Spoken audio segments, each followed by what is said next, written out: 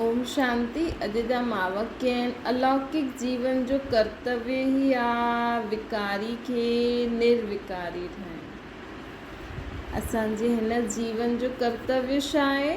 विकारी खे निर्विकारी ठाहिणु। 5-6-77 जा मावक्य आहिनि। सदा स्वयं के बाप दादा जे सहयोगी विश्व परिवर्तन जे कार्य में हुन लग्न सां लॻे हुए स्वयं खे सम्झी करे हलंदा आहियो। सदा स्वयं के बाप दादा जे सहयोगी विश्व परिवर्तन जे कार्य में हुन लग्न में लॻे हुए सम्झी करे हलंदा आहियो। जो बाप दादा जो कार्य आहे उहो ई असांजो कार्य आहे। इहे स्मृति रहंदी आहे। बाबा पुछनि था, जीअं बाप सर्व शक्तियुनि सर्व गुणनि जो सागर आहे, उहो स्वयं खे संपन्न अनुभव कंदा आहियो। असां सर्व शक्तियूं गुणनि जो सागर आहियूं। तो जंहिं वटि जो चीज़ हूंदी आहे उहो ई ॾींदो आहे न।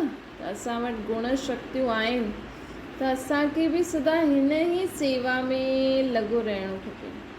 स्वयं जे कमज़ोर संकल्प व संस्कार की परिवर्तन करण जी शक्ति में समृद्धि आई आहे। छो जो जेसि ताईं स्वयं परिवर्तन करण जी शक्ति में समर्थ न थींदो त विश्व खे परिवर्तन न करे सघंदो। त पहिरियों ख़ुदि जे कमज़ोर संकल्प ऐं संस्कारनि खे परिवर्तन करण में शक्तिशाली ठहो। हाणे न त कॾहिं बि न। हाणे मां पंहिंजे हिन संस्कार स्वभाव खे छॾंदमि न त कॾहिं छॾंदमि। त जेसिताईं स्वयं परिवर्तन करण जी शक्ति में समृद्धि न आई आहे त विश्व खे परिवर्तन न करे सघंदमि। त स्वयं खे ॾिसो कि अञा केसि ताईं परिवर्तन मां थी आहे। त अॼु स्वयं खे ॾिसजो मां अञा ताईं केसि ताईं परिवर्तन थी आहे। अॼु सुबुह जो बि बाबा चई न, ख़ुदि खे ॾिसो। मां सर्वगुण संपन्न 16 कला संपूर्ण निर्विकारी डबल अहिंसक मर्यादा पुरुषोत्तम ठही आहे। संकल्प में, वाणी में, कर्म में केतिरे % में लौकिक खां अलौकिक थिया आहियूं। परिवर्तन त आहे ई लौकिक खां अलौकिक थियणु। त इहा शक्ति अनुभव थींदी आहे। कहिड़े बि लौकिक वस्तु वो व्यक्ति खे ॾिसंदे हुए अलौकिक स्वरूप में परिवर्तन करणु ईंदो आहे। बाबा पुछनि था, कहिड़े बि लौकिक वस्तु व व्यक्ति खे ॾिसंदे हुए अलौकिक स्वरूप में परिवर्तन करणु ईंदो आहे। चेक कजो। अॼु तव्हां पंहिंजे पूरे परिवार वारनि खे ॾिसंदे हुए, लौकिक परिवार वारनि खे ॾिसंदे हुए तव्हांजे अंदरि आत्मिक दृष्टि सां ॾिसो था कि अञा ताईं मुंहिंजो फलानो फलानो आहे, हिन रीति ॾिसो था। घर में कोई भी चीज़ियूं आहिनि, धन संपत्ति वस्तु वैभव जो भी आहे, उनखे बाबा जी सम्झी करे यूज़ करां थी या मुंहिंजो सम्झी करे यूज़ करां थी। ये अॼु चेक कजो। हिकु त चेक कजो कि असां में अञा कहिड़ा स्वभाव संस्कारनि खे परिवर्तन करिणो आहे। ॿियो चेक कजो लौकिक वस्तु व्यक्तियुनि खे ॾिसंदे हुए अलौकिक स्वरूप यादि ईंदो। अलौकिक स्वरूप में सिद्ध थी करे ॾिसंदा आहियो या अञा ताईं दृष्टि वृत्ति में लौकिकता ई आहे। त हीअ अॼु स्वयं खे चेक कजो। बाबा होमवर्क ॾियनि था। दृष्टि खे, वृत्ति खे, वाइब्रेशन खे, वायुमंडल खे लौकिक सां अलौकिक ठाहिण जो अभ्यास आहे। कंहिंखे बि ॾिसूं था, सम्झो था पंहिंजे घर में पंहिंजे ॿारनि खे ॾिसो था त कहिड़ी दृष्टि सां ॾिसंदा आहियो। वृत्ति छा हूंदी आहे, वाइब्रेशन्स छा हूंदा आहिनि, उन समय वायुमंडल कहिड़ो हूंदो आहे, अलौकिक हूंदो आहे या लौकिकता जो आहे। सभिनि खे सुख शांति प्रेम आनंद जा वाइब्रेशन ॾींदा आहियो, या हुननि द्वारा जो बि नेगेटिव वेस्ट वाइब्रेशन ईंदा आहिनि घर में हूंदा आहिनि न, अहिड़ो वायुमंडल जेसिताईं असां उन्हनि खे आत्मिक दृष्टि सां न ॾिसंदासीं, परमात्मा जा ॿार आहिनि ईअं न ॾिसंदासीं, त वायुमंडल में बि लौकिकता रहंदी। त जॾहिं ब्राह्मण जो जन्म, जीअं मधुबन में कीअं असांजी दृष्टि वृत्ति रहंदी आहे न, मधुबन में ईअं रहंदो, इहो मुंहिंजी माउ आहे, मुंहिंजो पीउ आहे, मुंहिंजो भाउ आहे, मुंहिंजी ॾेहिक भाउ भेण न रहंदो आहे, है न। विच में ब्रह्मा बाप दादा खे लाहींदा आहियूं न, त हिते बि विच में बाप दादा खे ई लाहियो न। मधुबन में कॾहिं ईअं थींदो भई अगरि तव्हांजी चलो कोई बि दैहिक माउ पीउ बि अगरि हूंदो त बि मधुबन में सभु भुलिजी वेंदा आहिनि, छो जो विच में बाप दादा अची वेंदो न, बाबा जे घर आया आहियूं त असां बाबा जा ॿार आहियूं, बाबा शब्द ईंदे ई अलौकिकता अची वेंदी आहे। त ईअं ई अभ्यास करो, मधुबन में असांजी दृष्टि वृत्ति कीअं रहंदी आहे, वायुमंडल केॾो शुद्ध हूंदो आहे, केॾो लाइट हूंदो आहे, केॾा सुठा वाइब्रेशन हूंदा आहिनि, कोई टेंशन न, कोई ॻाल्हि न, सभु बाबा जो घर आहे, सदा भरपूर रहंदो आहे। ईअं ई सुबुह खां उथंदे ई बाबा जो ई घर आहे, बाबा जो ई सभु कुझु आहे, राति जो सुम्हंदे हुए बि बाबा जो ई सभु कुझु आहे, बाबा खे अर्पण करे सुम्ही पओ। जॾहिं ब्राह्मण जो जन्म ई अलौकिक आहे, त अहिड़ो अलौकिक जन्म, अलौकिक बाप, अलौकिक परिवार, उहा ई कर्म बि असांजा अलौकिक आहिनि। ब्राह्मण जीवन जो विशेष कर्म ई आहे लौकिक खे अलौकिक में ठाहिणु, ऐं अलौकिक ठाहिण लाइ विच में बाबा खे ज़रूरु लाहिणो पवंदो। बाबा बाबा बाबा, मधुबन में कीअं बाबा जे घर आया आहियूं, बाबा जे घर आया आहियूं, ब्रह्मा भोजन खाइण वञूं था, बाबा खे यादि था करूं, त हुते बाबा रहंदो आहे न।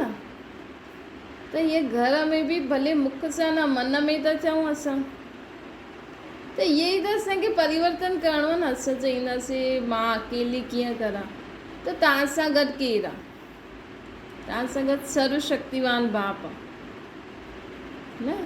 त असां बाबा खे ऐं सभु कुझु ड्यूटी तव्हांजे मथां ई आहे, रोटी ठाहिणु, घर जी साफ़ सफ़ाई करणु, धंधो करणु, सभु कुझु तव्हां ई संभालो था, त सभु कुझु बाबा जी यादि में ई रोटी ठाहियो, बाबा जी यादि में ई साफ़ सफ़ाई करो, बाबा जी यादि में ई कर्म करो, त उन वाइब्रेशन सां ई आत्मायूं जल्दी सां बाबा जी ठही वेंदियूं।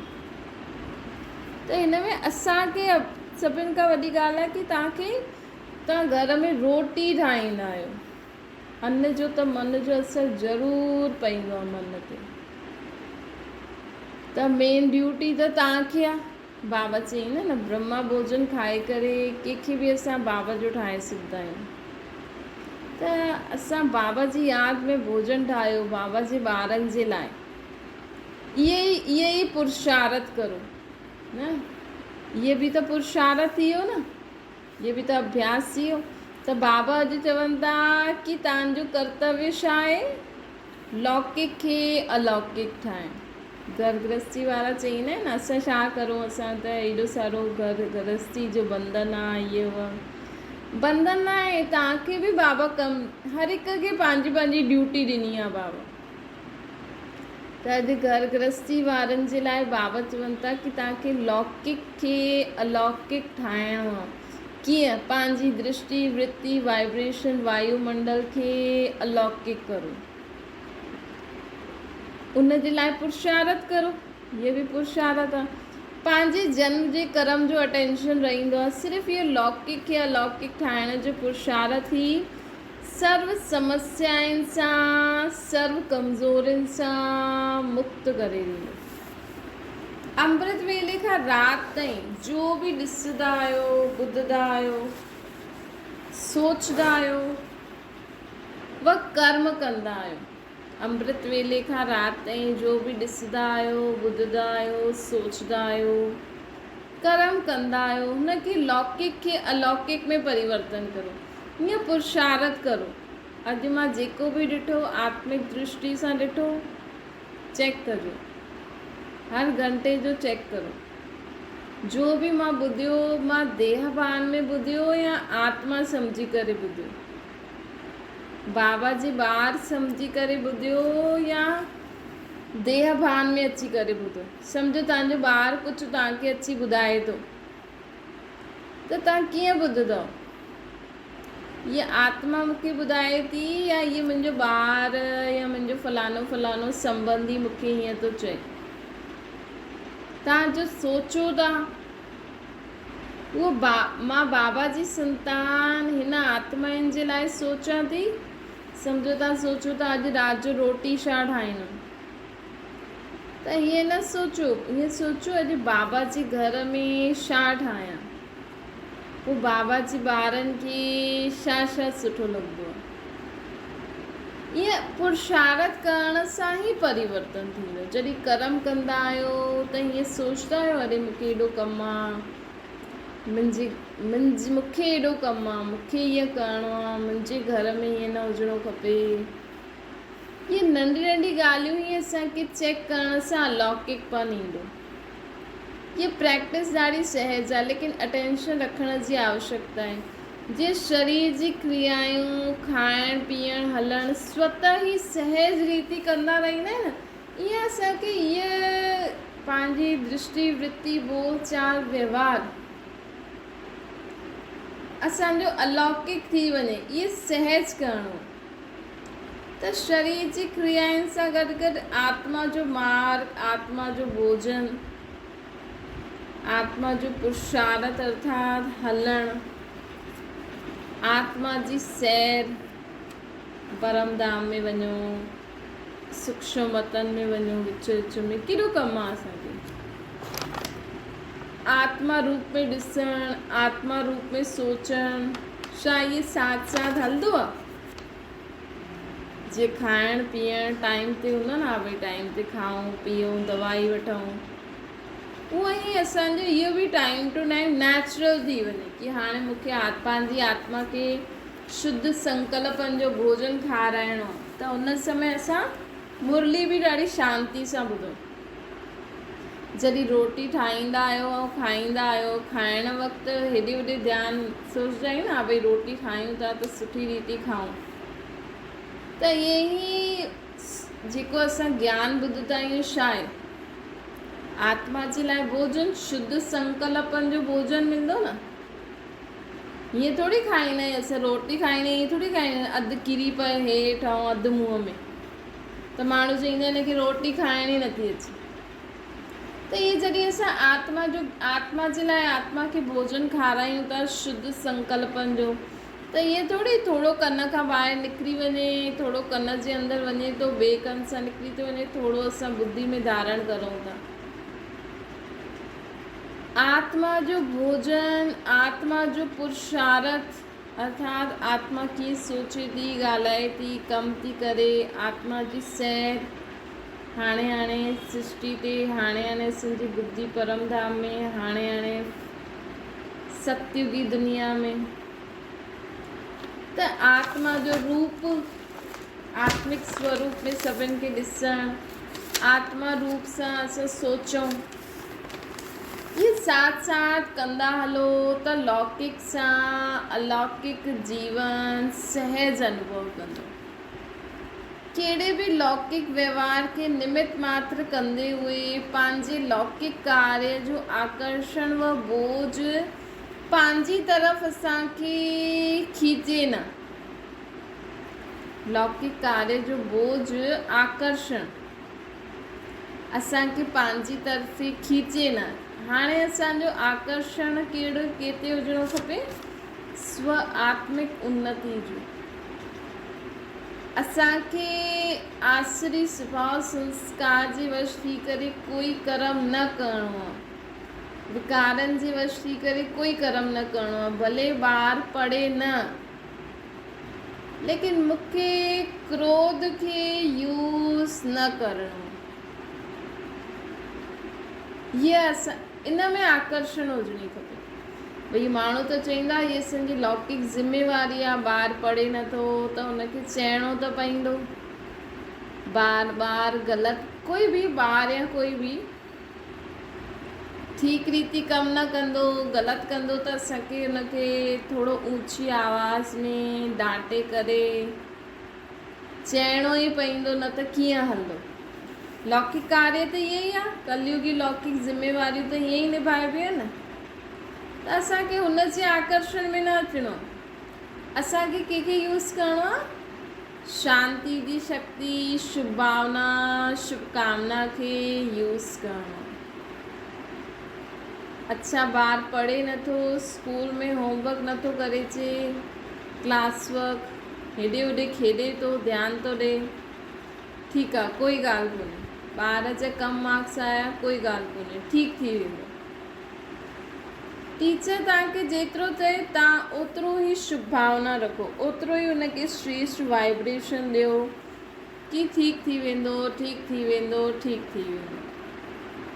छो जी स्कूलनि में जो टीचर्स हूंदा आहिनि न, उहो केॾी हुन सां चईंदा आहिनि। कोई टीचर मीटिंग में वञे त उहो त पंहिंजी अधिकार उन में हूंदा आहिनि, पंहिंजी पोज़ीशन में हूंदा आहिनि। त बाबा बि त असांखे समान जी पोज़ीशन ॾिनी अथई न, असां पंहिंजे सुमान जी पोज़ीशन में टिकी रहूं। उहो टीचर पंहिंजी पोज़ीशन जे सुमान में टिकल हूंदी आहे त कुझु बि चईंदी आहे त केॾो दिमाग़ ते लॻी वेंदो आहे। उहो चए तव्हांजो ॿारु हीअं थो करे, पढ़े नथो, हीअं एॾी नंढी सी ॻाल्हि खे बि एॾो वॾे करे ॿुधाईंदा। बराबरि पढ़े नथो, हीअं थो करे, पर हिन जो मतिलबु इहे थोरी कि उहा ख़राबु ई आहे, उहा डफ़र ई आहे, उहो अहिड़ो ई आहे। इहे हिकु नंढो सो एग्ज़ाम्पल आहे।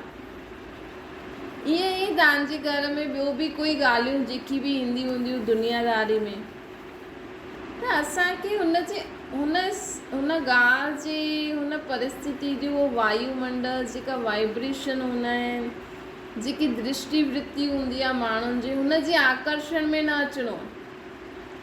असांखे पंहिंजे समान में टिकी करे हर कार्य करिणो आहे कि मां त बाबा जो ॿारु आहियां, हिन सृष्टि ते पाठ वॼाइण आई आहियां, इहा परिस्थिति आई आहे, इहा ॻाल्हि आई आहे, मूंखे हिन जे लाइ बाबा छा श्रीमत ॾिनी अथई। अगरि सम्झ में नथो अचे त बाबा खे ई चओ, बाबा हीअ ॻाल्हि ईअं आहे, अचो तव्हां मूंखां करायो। बसि इहो ई त पुरुषार्थ करिणो आहे न।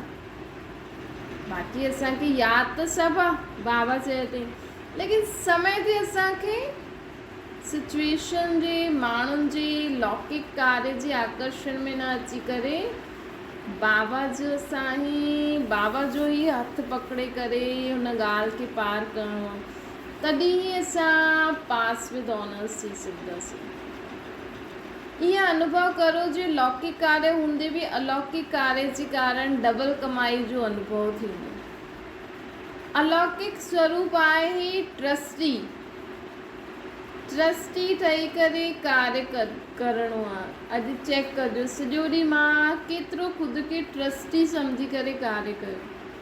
ट्रस्टी जो ख़ुदि जो कुझु बि न हूंदो आहे। अर्थात अॼु कोई बि ॻाल्हि आई अगरि तव्हांजे जीवन में, त हुनखे मूंसां, मुंहिंजे परिवार, मुंहिंजो संबंधी, मुंहिंजी चीजुनि सां ईअं थियो, मुंहिंजे ॿार खे अॼु टीचर डांटे न, बाबा जे ॿार खे अॼु टीचर डांटे, बाबा जे ॿार खे अॼु टीचर ईअं चई, त मुंहिंजोपन ख़तमु न। अगरि कोई पड़ोसी जे ॿार खे मैडम डांटे या कुझु चए त तव्हां कीअं हुनखे हैंडल कंदा? तव्हां प्यार सां ई सम्झाईंदो न, बेटा नहीं ऐसे नहीं करते, हीअं पढ़बो आहे, हीअं कबो आहे। ख़ुदि जो ॿारु हूंदो आहे त थोरो अंदरि फीलिंग ईंदी आहे, गुस्सो ईंदो आहे, ईअं हूअं। लेकिन पड़ोसी जे ॿार खे माण्हू प्यार सां ई सम्झाईंदो, छो जी असां हुनखे डांटे मारे न सघंदा आहियूं। त इहो ई तव्हांजो ॿारु न आहे, तव्हांजो घरु न आहे, तव्हांजी चीजूं न आहिनि, बाबा जी आहिनि। इन रीति ट्रस्टी ठही करे कार्य करो। छा थींदो, कीअं थींदो, इहो बोझ समाप्त थी वेंदो। बाबा ईअं ॻाल्हि आहे, बाबा त हमेशा छा चईंदा आहिनि, सभु ठीकु थी वेंदो। बाबा खे चओ कोई केतिरो बि कड़वो ॿार आहे, बाबा त हुनखे छा चईंदा आहिनि, मिठा ॿार, प्यारा ॿार, ठीकु थी वेंदो। अलौकिक स्वरूप आहे कमल पुष्प समान। अलौकिक स्वरूप कहिड़ो आहे, कमल पुष्प समान। कहिड़ो बि तमोगुणी वातावरण हूंदो, वाइब्रेशन हूंदा, लेकिन सदा ही कमल समान हूंदो। अलौकिक स्वरूप कहिड़ो हूंदो आहे, कमल पुष्प समान। कहिड़ो बि तमोगुणी वातावरण हूंदो, वाइब्रेशन हूंदो, लेकिन सदा ही कमल फूल समान। लौकिक कीचड़ में रहंदे भी सदा न्यारा। बाबा चवनि था लौकिक कीचड़ में रहंदे हुए भी अहिड़ी आत्मायूं सदा ही न्यारियूं रहंदियूं, अर्थात आकर्षण सां परे सदा बाप जी प्यारियूं हूंदियूं। लौकिक दुनिया में रहंदे हुए भी, लौकिक परिवार में रहंदे हुए भी जो आत्मायूं सदा बाप जी आकर्षण में रहंदियूं आहिनि, अर्थात कमल पुष्प समान रहंदियूं आहिनि, उहा सदा ही लौकिक किचड़े सां न्यारो ऐं बाप जे प्यारा थी करे रहंदा आहिनि। कहिड़े बि प्रकार जी मायावी अथवा विकारनि जे वशीभूत व्यक्ति जे संपर्क सां स्वयं वशीभूत न थींदियूं। अहिड़ी आत्मायूं हीअं न कंहिंजे संबंध संपर्क में न ईंदियूं, लेकिन उन्हनि जे वशीभूत सां, उन्हनि जे वशीभूत न थींदियूं। छो जी पंहिंजो अलौकिक कार्य सदा स्मृति में रहंदो आहे कि वशीभूत आत्माउनि खे बंधन युक्त सां बंधन मुक्त ठाहिणो। डॉक्टर बीमार पेशेंट खां ड्रिज थो छा? डॉक्टर खे हमेशह यादि रहंदो आहे कि मूंखे हिन बीमार पेशेंट खे ठीकु करिणो आहे। उनखे लॻंदो आहे भई मां हिनखे ठीकु करां। हिकु त हूंदा आहिनि भई रहम दिल कि हा मुंहिंजो ड्यूटी आहे इहा, हिकु थींदो आहे मां हिनखे ठीकु करां त पैसा कमाईंदमि। त ईअं ई असांखे बि हिन दुनिया में रहंदे हुए सदा छा स्मृति में रखिणो आहे कि मूंखे इन्हनि खे हिन बंधन युक्त जीवन खां, विकारी जीवन खां मुक्त कराइणो। त अहिड़ी आत्मायूं सदा ही बाप जे संग में रहंदियूं, ख़ुदि बि मुक्त ऐं ॿियनि खे बि मुक्त कराईंदी रहंदियूं। अर्थात बंधन युक्त खे बंधन मुक्त, विकारी खे निर्विकारी ठाहींदियूं। अर्थात लौकिक सां अलौकिक ठाहिण, इहे ही अलौकिक जीवन जो असांजो कार्य अर्थात कर्तव्य आहे। वशीभूत आत्मा खे छुड़ाइण वारा स्वयं वशीभूत न थी सघंदा आहिनि। अॼु ॾिसो केॾे प्रकार जो दुख आहे माण्हुनि खे। माण्हू चवंदा असांजा ॿार नथा पढ़नि, ॿार ॿुधनि नथा, टीवी था ॾिसनि, धन जो प्रॉब्लम, संबंधियुनि सां प्रॉब्लम, उहो तव्हांखे ॿुधाइनि वॾो करे, तव्हां चओ सभु ठीकु थी वेंदो, सभु ठीकु थी वेंदो। मतिलबु उहो वॾी ॻाल्हि ॿुधाइनि, असां हुनखे नंढो करे शांत करो। असां सभु हिकु बाप जी संतान, रूहानी भाउ आहियूं। इहा अलौकिक दृष्टि जी स्मृति रहण सां देहधारी दृष्टि अर्थात लौकिक दृष्टि जे आधार सां विकारनि जी उत्पत्ति थींदी आहे। बाबा चवनि था असां सभु हिकु रूहानी बाप जी संतान आहियूं। इहा अलौकिक दृष्टि जी स्मृति रहण सां, असां सभु हिकु बाप जी संतान आहियूं, इहा दृष्टि रहण सां देहधारी दृष्टि अर्थात लौकिक दृष्टि जे आधार सां विकारनि जी उत्पत्ति थींदी आहे। उहो बीज समाप्त थी वेंदो। बाबा चवनि था देह खे ई ॾिसण सां विकारनि जी उत्पत्ति थींदी आहे। देह छा आहे? सांप। बाबा चई न देह खे सांप जो रूप में ॾिसो। त जंहिं समय कंहिंजी देह खे ॾिसंदा न हुन समय सम्झो असां सांप खे बुद्धि में टच करे छॾियो त सांप त डसंदो ई आहे न। त देहधारी रूपी सांप खे ॾिसंदो त कहिड़ो कहिड़ो डस लॻंदो असांखे। काम क्रोध लोभ मोह अहंकार ईर्ष्या द्वेष नफ़रत घृणा इन्हनि जो ज़हर लॻंदो। त जॾहिं असां हर हिक खे ॾिसंदासीं आत्मिक स्वरूप में त बीज समाप्त। त बाबा चवनि था बीज समाप्त थी वेंदो न। आत्मा खे ॾिसूं था देह खे ॾिसूं ई नथा। जॾहिं बीज समाप्त थी वियो त अनेक प्रकार जे विस्तार रूपी विकारनि जो वृक्ष स्वतः ई समाप्त थी वेंदो। त अनेक प्रकार जो विस्तार रूपी विकारनि जो वृक्ष कीअं समाप्त थींदो जॾहिं असां आत्मा खे ॾिसंदासीं। देह खे ॾिसो ई न। हाणे ताईं बि ॾाढे ॿारनि जी कंप्लेन ईंदी आहे कि दृष्टि चंचल थींदी आहे, दृष्टि ख़राबु थींदी आहे, छो थींदी आहे? जबकि बाप जो फरमान आहे लौकिक देह अर्थात शरीर सां अलौकिक आत्मा खे ॾिसो, पोइ देह खे ॾिसंदा ई छो आहियो? कॾहिं बि तव्हांखे ईअं लॻे न कि मुंहिंजो ईअं दृष्टि ख़राबु थी वई, इहे संकल्प अची वियो, त ख़ुदि खे ई उत्तर असांखे बाबा ॾिनो अथई न कि मां आत्मा खे ॾिसां आहियां न। त उते ई चेंज करो।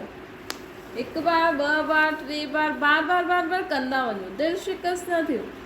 अगरि आदत चईंदा आहियो आदत सां मजबूर आहियां त अल्पकाल जे के न के रस जे वशीभूत थी वेंदा आहियो। त हिन सां सिद्ध आहे कि आत्मा परमात्मा जी प्राप्ति जे रस में अञा ताईं अनुभवी न आहियो। हिकु बार अगरि आत्मा खे परमात्मा जे रस जो अनुभव थी वियो न, सभु म्यूट बटन दबाए छॾो। हिकु बार अगरि आत्मा खे परमात्मा जी प्राप्ति जो रस अनुभव थी वियो त बाबा चवनि था अहिड़ी आत्मा कॾहिं बि दुनिया में रहंदे संबंध संपर्क में ईंदे हुननि जे आकर्षण में न ईंदी। परमात्मा प्राप्ति जो रस ऐं देहधारी कर्मेंद्रियनि द्वारा अल्पकाल जो प्राप्त थियल रस इन्हनि में महान अंतर जो अनुभव न कयो आहे, हिन करे हुननि जी तरफ़ आकर्षित थी वेंदा आहियूं। हाणे अल्पकाल जे कन जो रस मतिलबु ॻाल्हियूं ॿुधूं, अञा ताईं बि रस अनुभव सुठो लॻंदो आहे छा? हा भई हुन ईअं छा कयईं, हीअं न सां छा थी वियो, पोइ छा थियो, इहे सुठो लॻंदो आहे ॿुधणु। अञा ताईं असां कलाक कंहिंजी महाभारत रामायण ॿुधंदा आहियूं घर गृहस्थी जी। हिकु उन्हनि खे राय मदद करण लाइ अलॻि ॻाल्हि आहे, लेकिन पंहिंजे इंट्रस्ट सां असां ॿुधूं था न। मदद बि ॻाल्हि त सम्झ में अची वेंदी आहे, हिकु बार बसि सम्झायो ॻाल्हि ख़तमु। त बाबा चवनि था कि कन जो रस, मुख जो रस, ये खाऊं ये खाऊं ये खाऊं, नैननि जो रस, ये ॾिसां ये ॾिसां ये ॾिसां, छा था करनि, ईअं थी करे। कंहिं बि कर्मेंद्रियनि जो रस आकर्षित कंदो आहे। उन समय हिन महान अंतर जे यंत्र खे यूज़ करो कि मां इहे फालतू ॻाल्हियूं ॿुधी करे छा थी करां, तंहिंखां मां बाबा जो ज्ञान ॿुधां, गीत ॿुधां, बाबा सां ॻाल्हियूं करां। सॼो ॾींहुं खाऊं खाऊं खाऊं छा? बसि थोरो शरीर खे जेतिरो खपे, जेतिरो असां कर्मेंद्रियनि सां कमु वठूं था ओतिरो उन्हनि खे ॾियो, बाक़ी समय पंहिंजे पुरुषार्थ में ॾियो। केॾो सारो कमु आहे न, पंहिंजे पाण खे चेक कंदा रहो, असांजो संकल्प, बोल, कर्म। त हिननि नैननि जो रस, हिननि सभिनि सां असांखे हाणे पंहिंजे पाण खे मुक्त करिणो आहे। पहिरियों बि ॿुधायो, जबकि हाणे ॼाणे विया आहियो कि देह जी आकर्षण, देह जी दृष्टि, देह द्वारा प्राप्त हुओ ये रस सांप समान सदाकाल जे लाइ ख़तमु करण वारो। त बाबा चवनि था अगरि देह सां संबंधित कोई बि दृष्टि, वृत्ति, बोल चाल, ॿुधणु, अगरि इहे रस असांखे आकर्षित करनि था त इहे जीअं सांप जो ज़हर आहे, उन ॾींहुं बि बाबा चई न, कर्मेंद्रियनि जे रस हिकु ज़हर बराबरि हूंदो आहे, कड़वी दवाई आहे। अगरि इहे असां रोज़ु रोज़ु इहे कंदासीं त असां ख़तमु थी वेंदासीं। अर्थात असां बाबा सां जो असांजो लिंक जुड़ियल आहे उहो धीरे धीरे मायावी दुनिया तरफ़ हली वेंदो। इहे सांप जो विष आहे, न कि आकर्षण करण वारो रस। पोइ बि अमृत रस खे छॾे करे असां विष जी तरफ़ आकर्षित थियण, इनखे छा चइबो? परमात्मा जे ज्ञान जे रस खे छॾे करे अगरि असां दुनियावी ॻाल्हियुनि में फसंदा रहंदासीं त इनखे छा चईंदासीं? तव्हां चईंदव असां त भई दुनिया में रहंदा आहियूं त ॿुधणो पवंदो आहे, हलणो पवंदो आहे, लेकिन असांजो कमु आहे ॿुधी करे शुभ भावना शुभकामना ॾेई करे ॻाल्हि ख़तमु करणु। मन में छो रखूं? न, बाबा त हर हिकु ॻाल्हि जी श्रीमत ॾिनी अथई न। बाबा जी श्रीमत खे यूज़ करो, पंहिंजी बुद्धि खे डस्टबिन न ठाहिणो, असांखे मन खे मंदिर ठाहे करे रखो। ईअं ई नॉलेजफुल व मास्टर सर्वशक्तिवान चईंदासीं अहिड़े ॿारनि माण्हुनि खे जेका अमृत रस खे छॾे करे विश्व जी तरफ़ आकर्षित थींदियूं आहिनि। अहिड़नि खे नॉलेजफुल व मास्टर सर्वशक्तिवान चईंदासीं। वशीभूत आत्मा सदा कमज़ोर ऐं स्वयं सां असंतुष्ट हूंदी आहे। जेकी वशीभूत आत्मा हूंदी आहे न, उहा सदा ई कमज़ोर हूंदी आहे ऐं स्वयं सां ई असंतुष्ट हूंदी आहे। त चेक करो, अगरि असां कमज़ोर आहियूं, असंतुष्ट आहियूं, त किथे न किथे असां के न के कर्मेंद्रियनि जे रस सां विकारनि जे वश आहियूं। उन सां स्वयं खे मुक्त करो। इन कारण लौकिक खे अलौकिक में परिवर्तन कंदा हलो। त अॼु असांखे छा करिणो आहे? दृष्टि वृत्ति हर हिक खे चेक करो। अलौकिक आहे, चेक करो। मां सॼो ॾींहुं ट्रस्टी थी करे हलियमि के कर्मेंद्रियनि जे रस सां वशीभूत त न थियमि। ड्यूटी ज़िम्मेवारी अलॻि ॻाल्हि आहे, लेकिन हिकु पंहिंजी इच्छा, पंहिंजी उन जी चीज़ में असां आकर्षण थी करे ॾिसूं था, ॿुधूं था, खाऊं था। शरीर खे जेतिरो खपे ओतिरो ॾियो, फालतू जो आकर्षण न। त इहे चेक कजो। अॼु बाबा चवनि था कि पहिरियों पाठ आत्मिक स्मृति जो पक्को करो। पहिरियों पाठ आत्मिक स्मृति जो पक्को करो। आत्मा हिन शरीर द्वारा कंहिंखे ॾिसंदी आहे। आत्मा खे ॾिसी, न कि शरीर खे। आत्मा कर्मेंद्रियनि द्वारा कर्म करे थी, त अन्य आत्माउनि जो बि कर्म ॾिसंदे हुए ये स्मृति रहंदी आहे कि इहा आत्मा ये कर्म करे थी। बाबा जे ज्ञान जो अभ्यास असां प्रैक्टिकल जीवन में ई करे सघंदा आहियूं। हिन करे बाबा चईंदा आहिनि न, थोरी देरि मुरली ॿुधो, पोइ सॼो ॾींहुं जेको बि बाबा मुरली में ॿुधाईंदा आहिनि न, हुनजो अभ्यास करो। त बाबा चवनि था, जीअं बाबा पाण खे चईंदा आहिनि कि मां आत्मा ॾिसां थी, ॿुधां थी, कर्म करां थी, हीअं ॿियनि आत्माउनि खे बि ॾिसंदे हुए हीअं ॾिसो। कोई तव्हांजे साम्हूं क्रोध करे न, त हीअं न ॾिसजो हीअ मुंहिंजे मथां क्रोध थो करे, मूंखे हीअं थो चए। हीअं ॾिसजो हीअ आत्मा क्रोध जे भूत जे वश थी वई आहे। ये आत्मा विकारनि जे वशीभूत थी वई आहे। ये आत्मा ख़राब न आहे, लेकिन ये कंहिंजे वश आहे? क्रोध जे भूत जे वश आहे। अहिड़ी अलौकिक दृष्टि जंहिंखे ॾिसो आत्मा रूप में ॾिसो। इहा अभ्यास जी कमी हुजण जे कारण जो पाठ पक्को न कयो आहे। इहा अभ्यास असांखे हिन अभ्यास जी कमी आहे न, हिन करे इहो पाठ पक्को न थियो आहे। लेकिन ॿियनि खे पाठ पढ़ाइण लॻी वेंदा आहियो हिन कारण स्वयं प्रति अटेंशन घटि रहंदो आहे, ॿियनि प्रति अटेंशन ज़्यादा रहंदो आहे। स्वयं खे ॾिसण जे कारण ॿियनि खे ॾिसंदे हुए अलौकिक जे बजाय लौकिक रूप में ॾेखारे में ॾींदा आहिनि। असां ॿियनि खे ई ॾिसंदा रहंदा आहियूं, ख़ुदि खे न ॾिसंदा आहियूं। त ख़ुदि खे बि ॾिसो, ॿियनि खे बि आत्मिक दृष्टि में ॾिसो। त ॿियनि खे बि ॾिसो, ख़ुदि खे बि ॾिसो, तॾहिं अलौकिकता ईंदी। त बाबा चवनि था पंहिंजी कमज़ोरी खे कम ॾिसंदा आहियो, ॿियनि जी कमज़ोरियुनि खे ज़्यादा ॾिसंदा आहियो। जॾहिं असां आत्मिक दृष्टि में थी करे ॾिसंदासीं न, त असांखे लॻंदो कि हा, मूं में बि इहे कमी कमज़ोरी आहे, हिन में बि इहे कमी कमज़ोरी आहे।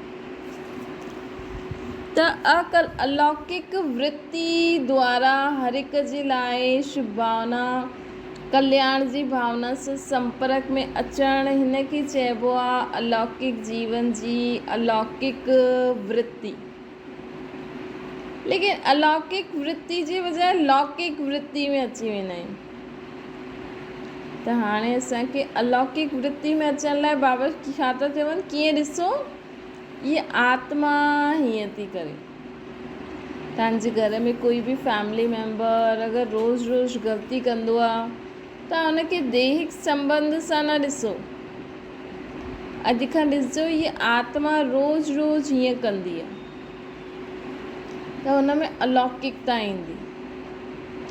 अवगुण धारण करण जी अलौकिक वृत्ति जे बजाय लौकिक वृत्ति, अवगुण धारण करण जी वृत्ति, ईर्षा घृणा जी वृत्ति धारण करण सां अलौकिक जीवन जे अलौकिक परिवार द्वारा अलौकिक सहयोग जी ख़ुशी, अलौकिक स्नेह जी प्राप्ति जी शक्ति प्राप्त न करे पाईंदा आहियूं।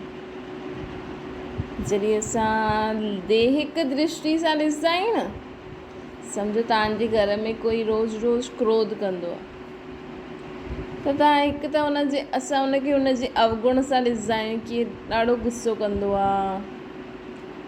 पोइ हुन सां धीरे धीरे माण्हू परेशान बि थी वेंदा आहिनि, न परेशान थी वेंदा न, घर में हिकु घड़ी घड़ी क्रोध करे सम्झे न, त माण्हू परेशान थी वेंदा आहिनि।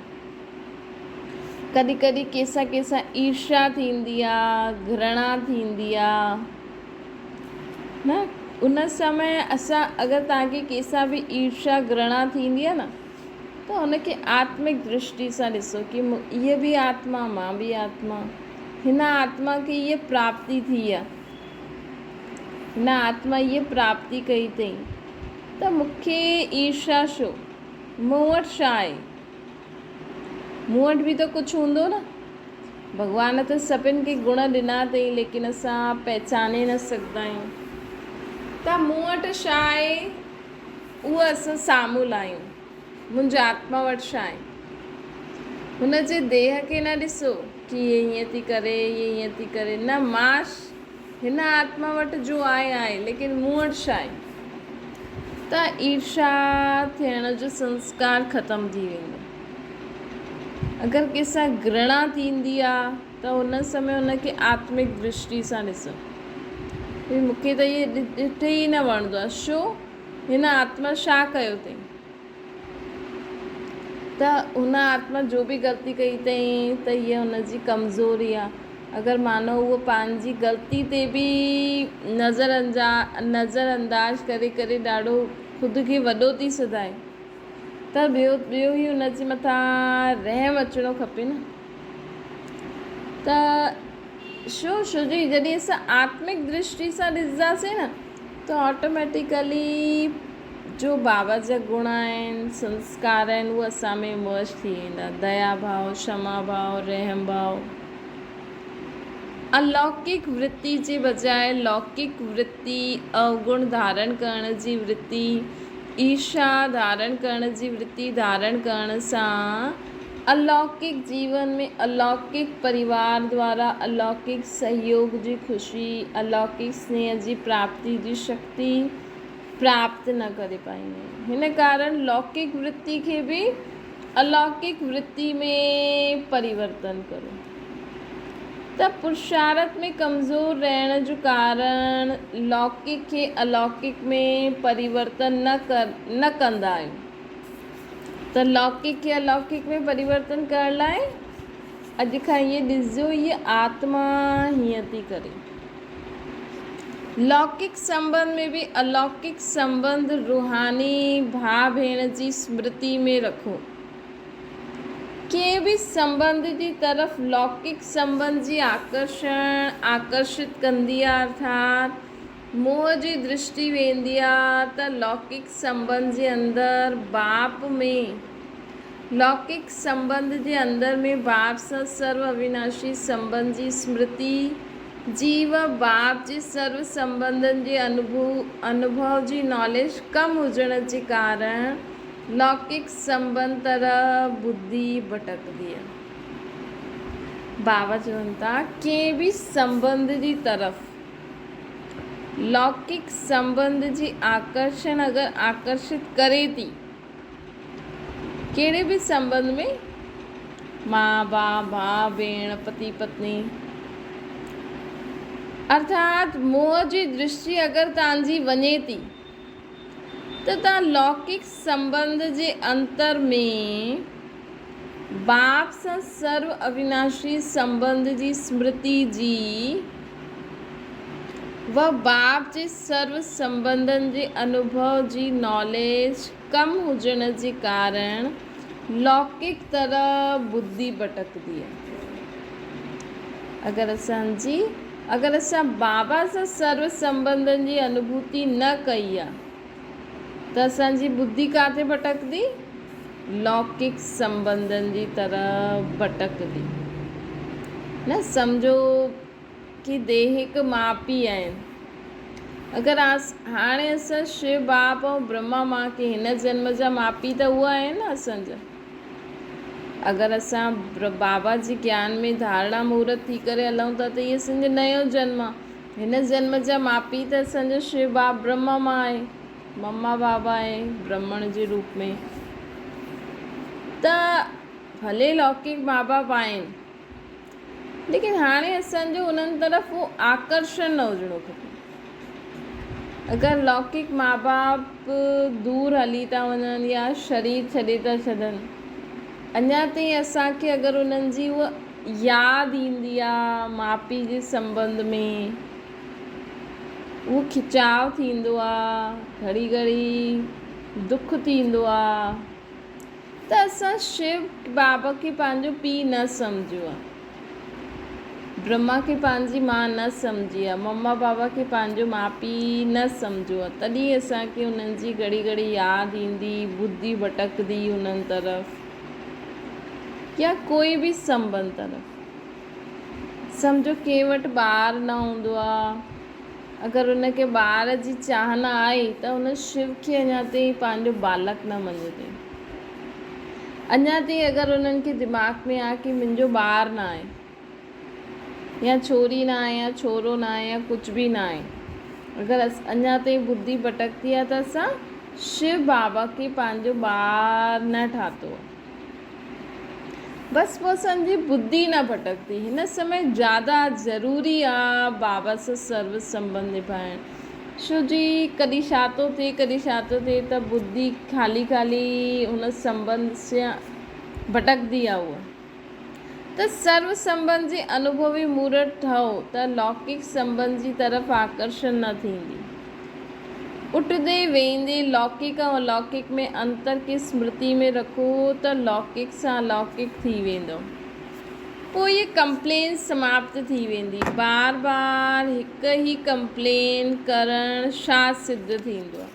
ॿारनि जी जो कंप्लेन हूंदी आहे न, कल्ह बाबा ॿुधाई न कि अञा ताईं ॿार कंप्लेन कंदा आहिनि कि दृष्टि चंचल थी वई, दृष्टि ख़राब थी वई, लौकिक देहदारी तरफ़ आकर्षण थी वई।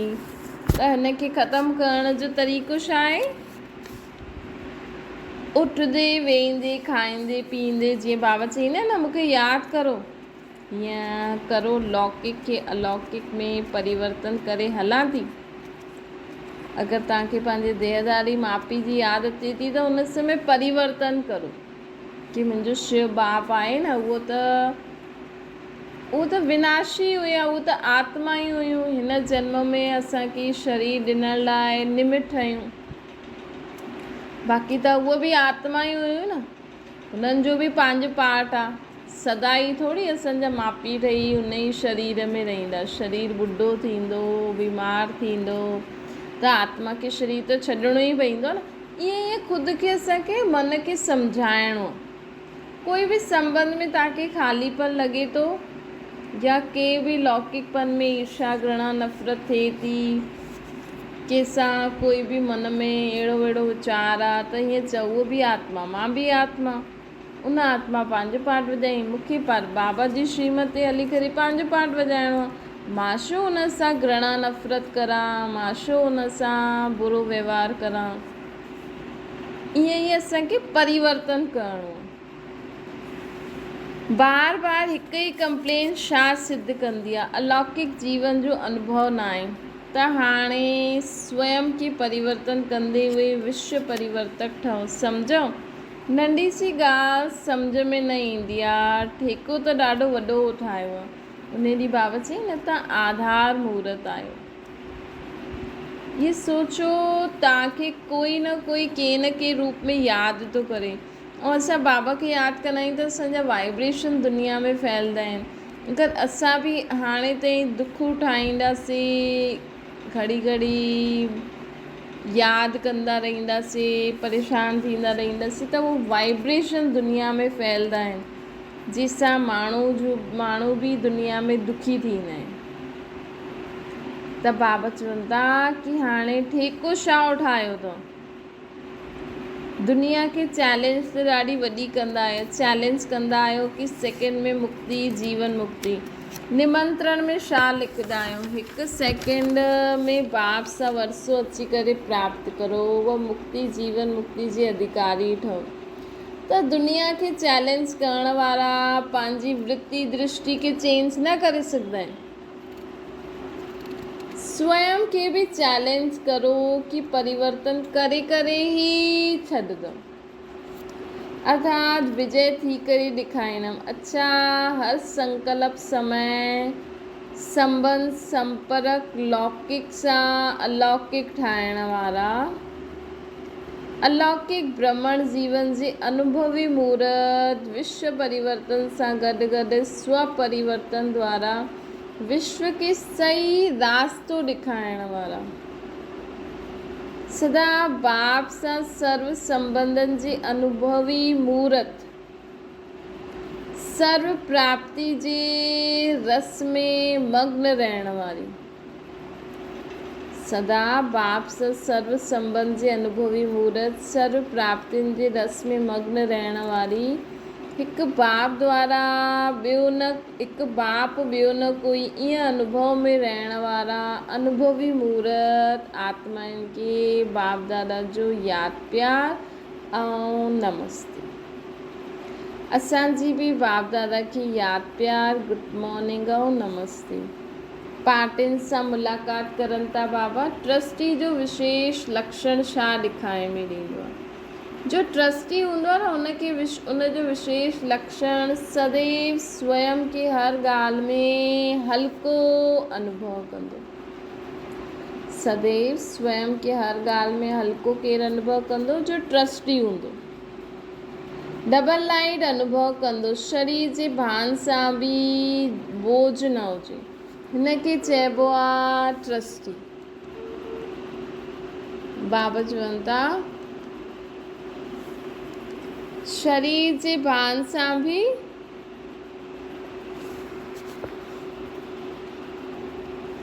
त बाबा चवनि था कि जो ट्रस्टी हूंदो उहो देह सां बि सदा हल्को हूंदो। मतिलबु देह जे भान जो बोझ आहे त हिकु बोझ सां गॾु अनेक बोझ अची वेंदा आहिनि। जीअं ख़ुदि जी देह बि न सम्झो, मतिलबु देह जे संबंध जो बि ॻाल्हियूं आहिनि, बीमारी आहे, कपिड़ा आहिनि, जो कुझु बि आहे, थींदो आहे न भई मुंहिंजा कपिड़ा ठीकु था लॻनि, कोई बीमारी आहे, हा भई शरीर खे इहे ॾियणो आहे, इहे ॾियणो आहे, इहे बि बोझ न। शरीर जी संभाल करणी आहे, लेकिन हिकु बोझ जीअं थींदो आहे न, शरीर जो बि बोझ थींदो आहे न, भई अञा इहे करिणो आहे, अञा इहे करिणो आहे, इहे करिणो आहे। चेक कजो ख़ुदि जे शरीर सां गॾु तव्हांखे छा छा बोझ अनुभव थींदो आहे, त उहो बोझ बि बाबा खे ॾेई छॾिजो। छो जी असांजो शरीर त आहे ई न, बाबा ॼाणे बाबा जो कमु न। हाणे त असां मरजीवा थिया आहियूं न। मरजीवा अर्थात पुराणो, जॾहिं मरी वेंदा आहियूं त पुराणो कुझु रहंदो आहे पंहिंजो। सभु माण्हू अलाए छा छा करे छॾींदा आहिनि, जेका पुठियां वारा कंदा उहो ॼाण। मरण वारी आत्मा त हली वई, पंहिंजो शरीर बि छॾे वई। त ईअं ई बाबा चवनि था कि एतिरो असांखे सभु कुझु बाबा खे ॾियणो आहे कि शरीर जो बि बोझ असां वटि न हुजे। संभाल करणी आहे, ईअं न असां कुझु बि खाईंदा रहूं, न। जेको शरीर खे ॾियणो आहे, जेतिरो ॾियणो आहे उहो ॾियणो आहे, लेकिन बोझ न हुजिणो खपे। ट्रस्टी थी करे करो। त देह जे भान जो बोझ आहे त हिकु बोझ सां गॾु पोइ अनेक बोझ अची वेंदा। त चेक करो बॉडी कॉन्शियस में केतिरो समय रहंदा आहियो। जॾहिं बाप जा ठहिया आहियो त तन मन धन सहित बाप जा ठहिया आहियो न। सभु बाप खे ॾिनो आहे न। हाणे असांजा नया माउ पीउ आहिनि त सभु बाप खे ॾेई छॾियो। बाबा जी श्रेष्ठ मत ते असांखे हलणो आहे। जॾहिं ॾेई छॾियो त पंहिंजो काथां रहियो, ये तन बि बाबा खे ॾेई छॾियो। हाणे अगरि असांखे शौक़ु थिए मां अहिड़ा कपिड़ा पायां, शरीर खे ईअं श्रंगारां, ईअं खारायां, हीअं करां, त पोइ पंहिंजी इच्छा थी वई। बाबा थोरी थो चए देह खे एॾो श्रंगारो। बाबा त चए थो देह खे जेतिरो साधारण भोजन, साधारण कपिड़ा, साधारण रीति सां रहंदा ओतिरो सुठो आहे। अॼुकल्ह ज़्यादा शरीर खे महांगी महांगी चीज लॻाए त बि केॾी सारी बीमारियूं थी थियनि। त बाबा चवनि था सभु कुझु ॾेई छॾियो न। जॾहिं पंहिंजो न आहे त मान के चीज़ जो। अगरि मान ईंदो आहे त सिधा ॾेई करे पोइ वरितो अथव। केतिरो असांखे बेगर ठहिणो आहे। अॼु बाबा चई न बेगर टू प्रिंस। हाणे एतिरो बेगर ठहिणो आहे कि ये शरीर बि असांजो न आहे, एतिरो असांखे बेगर ठहिणो आहे। तॾहिं असां सत्युग में वञी करे प्रिंस ठहींदासीं। त बाबा चवंदा आहिनि कि अगरि अञा बि मान रखंदा आहियो त सिधा कि ॾेई करे वापसि वठी वठंदा आहियो। हाणे ॾिनो, हाणे वरितो, इहे खेल कंदा आहियो। ट्रस्टी अर्थात मुंहिंजोपन न। स्वतंत्र आत्मा हूंदी आहे। कंहिं बि आकर्षण में परतंत्र हुजण बि ट्रस्टीपन न। कंहिं बि आकर्षण में परतंत्र न हुजणो खपे। केतिरो गहराई सां चेक करिणो आहे। ॾिसो अगरि असां इहो ई पंहिंजे दिमाग़ में रखूं कि मूंखे इहे चेकिंग करणी आहे त फालतू वीचारा आपे ई ख़तमु थी वेंदा।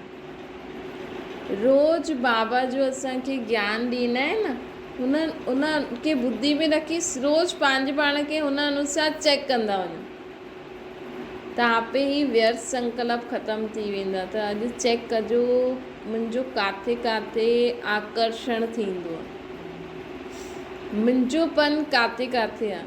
मतिलबु उन चीज़ जे गुम थियण सां, हुन व्यक्ति जे दूरि वञण सां मुंहिंजे जीवन में कुझु फ़र्क़ु ईंदो। बाबा त असां सां हाणे त दूरि न वेंदा। सिर्फ़ु तव्हां वटि सिर्फ़ु हिकु बाबा ई आहे, ॿियो कोई बि न आहे। कोई चीज़ न आहे, कोई व्यक्ति न आहे, सिर्फ़ु बाबा तव्हां सां गॾु आहे। त तव्हां रही सघंदा आहियो कि तव्हांखे खपे न, हीअ बि खपे, हीअ बि खपे, हीअ माण्हू बि खपे। ईअं ख़ुदि खे चेक कजो। अगरि असांजो शरीर बि बीमार थी वञे उहो त ॿियो ई सुठो। पोइ त असां बाबा सां गॾु ई ज़्यादा देरि रहंदासीं न। हाणे त देह सां गॾु देह जा ॾाढा कम बि आहिनि। सम्झो कल्ह शरीर बि बीमार थी वञे त तव्हांखे संकल्प हलंदो कि सोचंदो ठीकु आहे हाणे जेसि ताईं बीमारी ठीकु थिए तेसि ताईं असां बाबा खे बि यादि करूं था ऐं लेटा आहियूं, लेटे लेटे बाबा खे ॿियो ई यादि था करूं, बाबा जा गीत ॻायो, ईअं करो। त हीअं ख़ुदि खे चेक करो कि मुंहिंजो शरीर में मोह पइजी वेंदो, अरे मुंहिंजो शरीर बीमार थी वियो, कॾहिं ठीकु थींदमि, मूंखे हेॾो कमु आहे, ईअं न त असांजो शरीर आहे न त असांजो कमु आहे। शरीर बीमार आहे, शरीर की जो देखभाल दवाई आदि ॾियणी आहे, जो जेतिरो कमु करिणो आहे करे सघंदा आहियो, ठीकु आहे। बाक़ी समय बाबा ऐं मां हिकु उहो मिली वियो न, भई मुंहिंजो शरीर ठीकु न आहे त असां ॿियो एॾे ओॾे में ॻाल्हियुनि में फंसंदासीं बि न, ऐं ज़्यादा समय असां बाबा ऐं मां न। दादियुनि खे बाबा चईंदा आहिनि, इहे बि जीअं शरीर बीमार थियो त ॿियो ई सुठो, त ओतिरो समय असां बाबा सां गॾु रही सघंदा आहियूं। त बाबा चवनि था ट्रस्टी माना ई स्वतंत्र। नष्टो मोह ठहिण जी सहज युक्ति कहिड़ी आहे? नष्टो मोह ठहिण जी सहज युक्ति कहिड़ी आहे? सदैव पंहिंजे घर जी स्मृति में रहो। मोह कढण जो तरीक़ो बाबा ॿुधाइनि था, सदैव पंहिंजो घर परमधाम यादि रखो। आत्मा जे नाते असांजो घर परमधाम आहे, ऐं ब्रह्मण जीवन जे नाते साकार सृष्टि वृक्ष में ये मधुबन असांजो घर आहे। त सदैव आत्मा परमधाम निवासी, पंहिंजे घर परमधाम खे यादि करो त हिन दुनिया सां चीजुनि सां मोह निकिरी वेंदो, ऐं ब्रह्मण जीवन जे नाते मधुबन खे यादि करो कि मधुबन मुंहिंजो घर आहे। त हिते रहंदे हुए बि जीअं असांखे लॻंदो आहे कि मुंहिंजो त मधुबन घर आहे, छो जी ब्रह्मा बाप जो घर मधुबन आहे न। इहे ॿई ई घर स्मृति रहनि त नष्टो मोह थी वेंदो, छो जी जॾहिं पंहिंजो परिवार पंहिंजो घर कोई ठाहे वठे त हुन में मोह वेंदो आहे न। त हिन दुनिया में, हिन परिवार में, हिन माण्हुनि में, हिन घर जी चीजुनि में मोह न फसे, उन जे लाइ सदा छा सोचिणो आहे? मां आत्मा आहियां, मुंहिंजो त बाबा आहे, ऐं मुंहिंजो घर त परमधाम आहे। मां लाइट जो शरीर वारो फ़रिश्तो आहियां, ऐं मुंहिंजो अलौकिक बाप त ब्रह्मा बाबा आहे, ऐं मुंहिंजो घर त मधुबन आहे। त मुंहिंजेपन में मोह थी वेंदो। इहे ॿई ई घर स्मृति में रहनि त नष्टो मोह थी वेंदव न। छो जी जॾहिं पंहिंजो परिवार पंहिंजो घर कोई ठाहे वठे त मोह थी वेंदो आहे। अगरि उनखे दफ़्तर सम्झो त मोह न थींदो न। जॾहिं मुंहिंजो शब्द ईंदो आहे न त मोह उत्पन्न थी वेंदो, ऐं जॾहिं टेम्पररी हूंदो आहे त मोह न हूंदो। त मुंहिंजो घर कहिड़ो? परमधाम ऐं मधुबन। सदैव बुद्धि में रहे, सेवा स्थान ते सेवा जे निमित्त रूप आत्मायूं आहियूं। सभु म्यूट बटन दबाए छॾो। सदैव असांखे बुद्धि में रहे कि सेवा स्थान ते मां सेवा जे निमित्त आत्मा आहियां। मतिलबु पंहिंजो घर बि न सम्झो, जाते तव्हां लौकिक में रहो था उहो छा आहे? सेवा स्थान आहे, न कि मुंहिंजो कोई लौकिक परिवार आहे। सभु अलौकिक सेवाधारी आहिनि। मां केरु आहियां? अलौकिक सेवाधारी आहियां। कोई सेवा करण जे निमित्त आहे, कोई सेवा करण जे निमित्त आहे, कोई जी सेवा करण जे निमित्त आहे। लौकिक संबंध बि सेवार्थी मिलियो आहे न। इहे मुंहिंजो ॿारु आहे, इहे मुंहिंजी बालकी आहे, न। इहे सेवा जे संबंध में मिलिया आहिनि, इहे निमित्त आहिनि सेवा जे संबंध में। भले उहो ज्ञान नथा वठनि त बि बाबा चवनि था सोचो इहे सेवा जे निमित्त इहे संबंध मिलियो आहे असांखे। मां पति आहियां, मां पत्नी आहियां, मां पिता आहियां, मां चाचा मामा काका आहियां।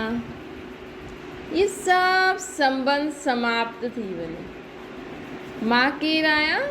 आत्मा आहियां। इहे अभ्यास करो। तव्हांजे घर में तव्हांजा संबंधी जो बि आहिनि न, हुननि सां तव्हांजो जो बि संबंध आहे उन जे बदिले मन ई मन में स्मृति में लायो। मां पति आहियां, पिता आहियां, मां आहियां फलानो फलानो, न। मां आत्मा आहियां ऐं इहे बि सभु आत्मायूं आहिनि। ये एकांत में वेही अभ्यास कंदा तॾहिं प्रैक्टिकल जॾहिं कर्म क्षेत्र में ईंदा आहियूं त उहो पार्ट इमर्स थींदो आहे। ये सभु बि आत्मायूं आहिनि, मां बि आत्मा आहियां, असां सभु पार्ट वॼायूं था। ये आत्मा पत्नी जो पार्ट थी वॼाए, ये ॿार जो, ये पति जो, ये माउ पीउ जो, लेकिन आहे त ये बि आत्मा। त पोइ सभु संबंध समाप्त थी वेंदा, पोइ ट्रस्टी थी वेंदासीं। त ये एकांत में वेही करे पहिरियों अभ्यास करो, पोइ जॾहिं कर्म क्षेत्र में ईंदा आहियो पोइ धीरे धीरे नेचुरल थी वेंदो। स्मृति विस्मृति जो रूप तॾहिं वठंदा आहिनि जॾहिं मुंहिंजोपन ईंदो। अगरि मुंहिंजोपन ख़त्म थी वञे त नष्ट मोह थी वेंदो, है न। मुंहिंजोपन ख़त्म थी वञे त नष्ट मोह अर्थात स्मृति स्वरूप अर्थात सदा महात्मा बाबा जी संतान।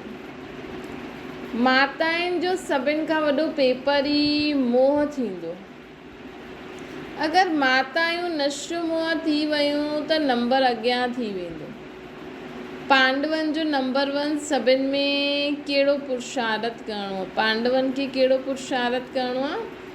पांडव अगरि हिकु स्थिति में एकाग्र बुद्धि थी वञनि त नंबर 1 थी वेंदा। पांडवनि जी बुद्धि ॾाढी भटकदी आहे न, त माताउनि खे मोह ते जीत पाइणी आहे। पांडवनि खे अर्थात भाइयुनि खे पंहिंजी बुद्धि खे एकाग्र करिणो। पांडवनि जी बुद्धि हेॾे होॾे भॼण में तेज हूंदी आहे, त पांडवनि जी बुद्धि एकाग्र थी वई त नंबर 1 अची वेंदा। वैसे भी पांडवनि खे घर में हिकु स्थान ते वेहण जी आदत न हूंदी आहे, स्थिर न थी सघंदा आहिनि। दुनिया में भी पुरुष जाति सॼो ॾींहुं सोचदी आहे न, भई कोई पुरुष घर में वेठो हुजे त चईंदा आहिनि इहे घर में छो वेठा आहिनि, ॿाहिरि कमु छो न करणो आहे। त उन्हनि जी छोजी उन्हनि जी बुद्धि बि हेॾे होॾे भटकण वारी आहे। ये करूं त पाऊं सां बि हेॾे होॾे कमु कंदा रहंदा आहिनि। ऐं माताऊं घर में छो रहंदियूं आहिनि, छोजी माताउनि में मोह ॾाढो हूंदो आहे, ॿारनि में चीज़ुनि में। त बाबा चवनि था वैसे बि पांडवनि खे घर में हिकु स्थान ते वेहण जी आदत न हूंदी आहे, स्थिर न वेहींदा आहिनि, हलंदा उथंदा इहा आदत हूंदी आहे। बुद्धि खे बि भॼाइण जी आदत पइजी वेंदी आहे,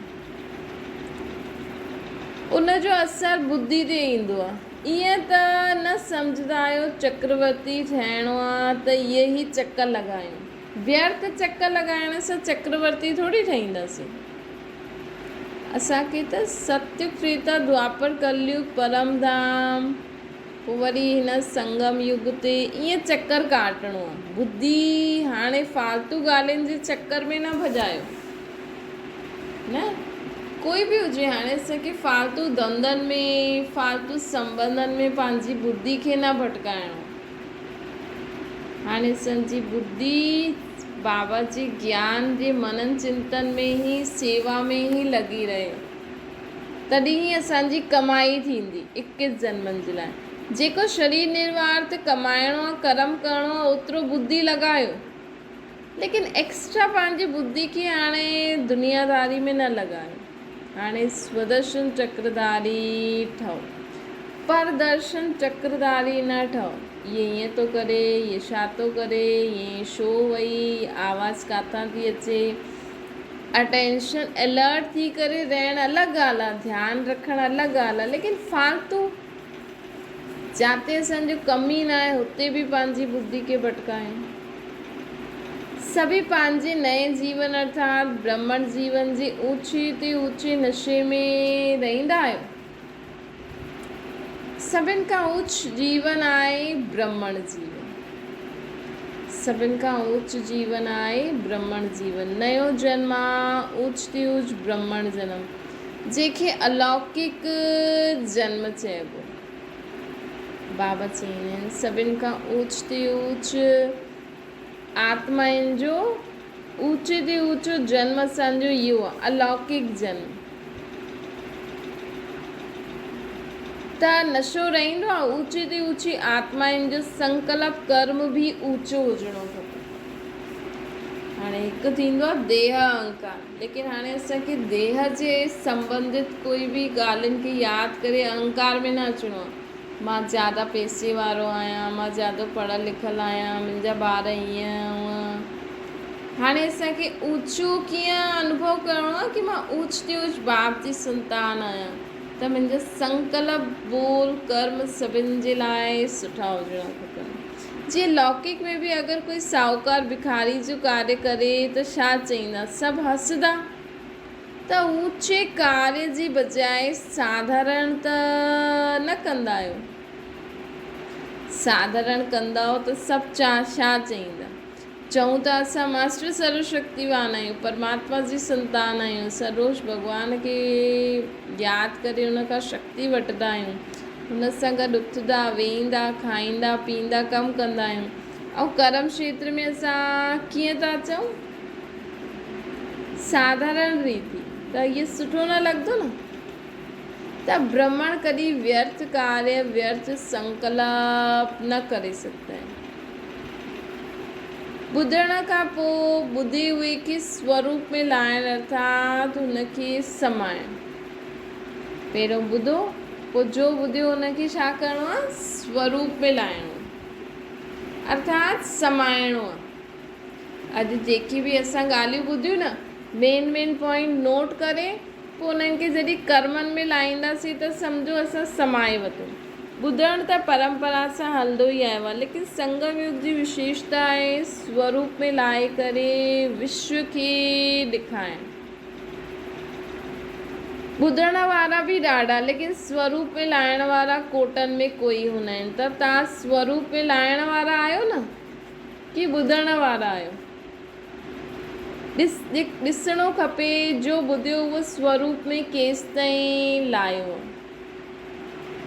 पंहिंजे पाण खे चेक करो। मां अॼु जो बि बाबा जी ॻाल्हियूं ॿुधियूं, चाहे साकार मुरली सुबुह जो या अॼु ॿुधी या जॾहिं खां असां ॿुधूं था, त बाबा जी कहिड़ी कहिड़ी ॻाल्हियूं मां पंहिंजे कर्मनि में लायूं आहिनि, ओतिरो सम्झो तव्हां कमाई कई आहे। छो जी बाबा जो हिकु हिकु ज्ञान जो रतन लख रुपए जो हूंदो आहे। त बाबा जो ज्ञान एॾे ॾींहं खां असां ॿुधूं था, केतिरो तव्हां जीवन में लायो आहे, केतिरो तव्हां ॿियनि खे ॿुधाए करे उन्हनि जी जीवन परिवर्तन कई आहे, त ओतिरो खज़ानो तव्हांजे बैंक में जमा हूंदो। त बाबा चईंदा आहिनि त तव्हां स्वरूप में लाइण वारे खे कहिड़ी मूर्त चईंदासीं। पोइ उहा अगरि तव्हां स्वरूप में लाए छॾी न, त तव्हां साक्षात ऐं साक्षात्कार मूर्त थी वेंदा। भई तव्हांखे कोई ॾिसंदो, तव्हां चईंदा, तव्हांखां पुछंदा, अच्छा तव्हां ब्रह्म कुमारीस में ज्ञान ॿुधंदा आहियो? त माण्हुनि खे सभु पतो हूंदो आहे, भले माण्हू ज्ञान ॿुधनि न करनि, लेकिन उन्हनि खे पतो आहे ब्रह्म कुमारी लहसुन प्याज न खाईंदी आहे, ब्रह्म कुमारी वारा पवित्र रहंदा आहिनि, पर ब्रह्म कुमारी वारा हिक ॿिए खे आत्मिक दृष्टि सां ॾिसंदा आहिनि, भाउ भेण जी दृष्टि सां ॾिसंदा आहिनि, हेॾे होॾे ॿाहिरां जी चीजूं न खाईंदा आहिनि, फालतू न सोचंदा आहिनि, फालतू ॻाल्हियुनि में न फंसदा आहिनि। त अगरि असां में बाबा जी शिक्षायूं असांजे संकल्प बोल कर्मनि में माण्हू नोट करनि था, त असां छा थी वियासीं, साक्षात बाप दादा खे साक्षात्कार कराइण वारा थी वियासीं, मतिलबु साक्षात्कार मूर्त थी वियासीं। पोइ तव्हां जेतिरो धारणा करे, जेतिरो पंहिंजे संकल्प बोल कर्मनि खे पंहिंजी रूहानी पर्सनैलिटी बाप समान ठाहियो था, ओतिरो तव्हां बाबा खे साक्षात्कार कराए सघंदव। बाबा जो असां में कोई हिते ईअं बाप दादा जी मूर्ति न नज़र ईंदी, असांजे शरीर त जेकी सूरत आहे उहा ई ईंदी, लेकिन असांजे संकल्प बोल कर्म जेका हूंदा उहो बाप समान हूंदा। त हिन खे चइबो आहे साक्षात ऐं साक्षात्कार मूर्त। स्वयं के साक्षात्कार, स्वयं जो भी साक्षात्कार कराइण वारा, स्वयं द्वारा बाप जो भी साक्षात्कार कराइण वारा, स्वयं जो साक्षात्कार अर्थात आत्मिक स्वरूप जो साक्षात्कार कराइण, अर्थात असां आत्मिक स्थिति में स्थिति करे सभिनि खे अनुभव थींदो कि ये शरीर खां न्यारी हिकु आत्मा आहे। ईअं असांखे स्वयं जो साक्षात्कार कराइणो। अहिड़ा साक्षात ऐं बाप जो साक्षात्कार कराइण मतिलबु रहम दिल, दया जो सागर, क्षमा जो सागर, शुभ भावना शुभकामना वारा।